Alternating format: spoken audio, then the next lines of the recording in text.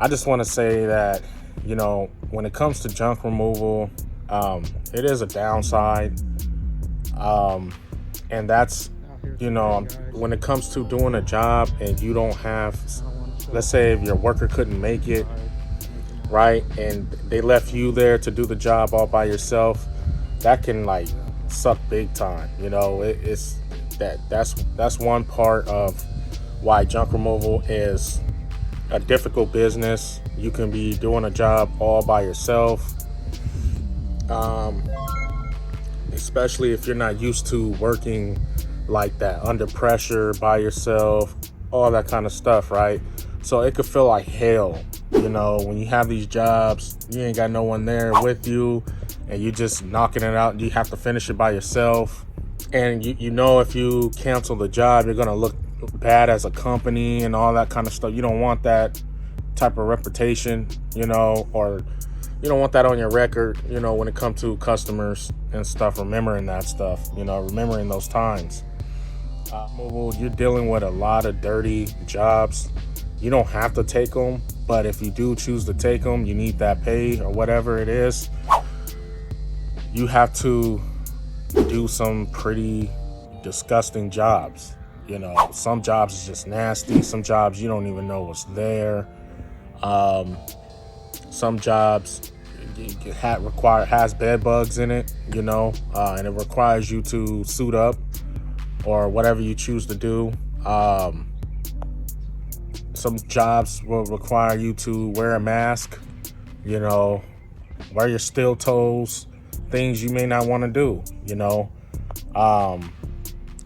and these things can make this business very difficult. At the same time, there's its slow periods, during like winter, there's slow periods with junk removal. So that's another one. It is a business that's slow sometime. You gotta you gotta put back for those times when it's really slow.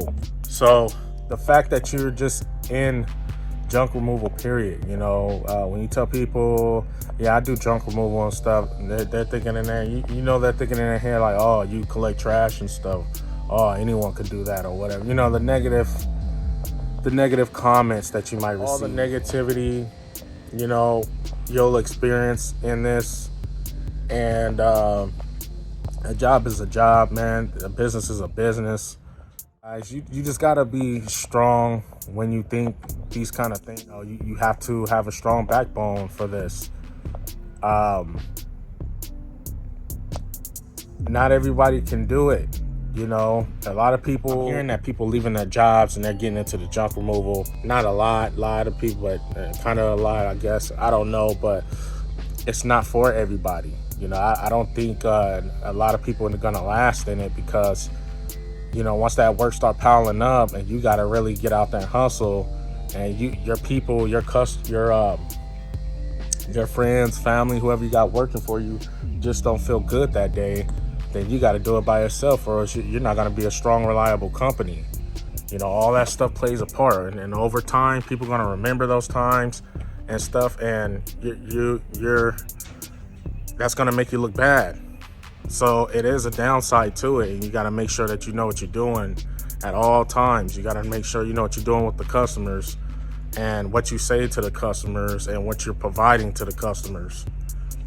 And that's just someone as well, one of your workmates or whatever, your employees, they might be complaining all the time, right? Like, I had a person to come out and help me one day. He was a temp, and me and him, he got started on the first. I had to do some paperwork. I had to get the job and stuff ready and call the customer and all that kind of stuff. So he was doing concrete, putting concrete inside my dump trailer, and we were out there for about like a good hour. So I know he was working hard. I was watching him and I was like impressed. I go out there, I'm helping him out. We both sweating. We're both getting the job done. Then when that job was done, we had to go to another job. He was cool with everything, and next thing you know, we get to the other job. He see what we have to do, and it was like a mountain of like rock and dirt. It was you already know what's going to happen. It was a mountain of rock and dirt. It was like 3 or 4 piles of it. Well, when I went the other day to see the job and I bid at the job, it was small. I'm talking about, it was like not even half that size. So we come and it was extra big. And I'm listening to the my worker, you know, listening to my worker complaining like, oh man, no, yeah, this is too much, man. I gotta go in a minute. I have to go, yeah, I have to go, and this and this and that. And I'm like, man, don't tell me that. I'm thinking in my head like, man, don't tell me you're gonna just, you know, try to walk out on me or something.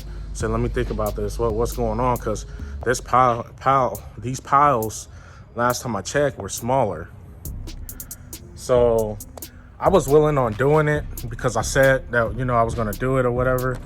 But I did look at that pound. It was bigger. They got out of there. I let the worker go because he was kind of complaining off that job, and it kind of irritated me a little bit. But what can you do? And you know, and that's the point I'm trying to make, guys. You know, when you get these workers, your employees, or a one-day worker or whatever, they're gonna complain sometimes. These are dirty jobs. These are jobs nobody really want to do. They don't want to put their bodies through this kind of stuff. So they're gonna complain, and when they do that, you gotta just be nice about it. You know, you can't talk and get frustrated at them. You gotta be nice, you know, so because they could complain on you and things can go bad, and you don't want none of that on your record for your business or nothing.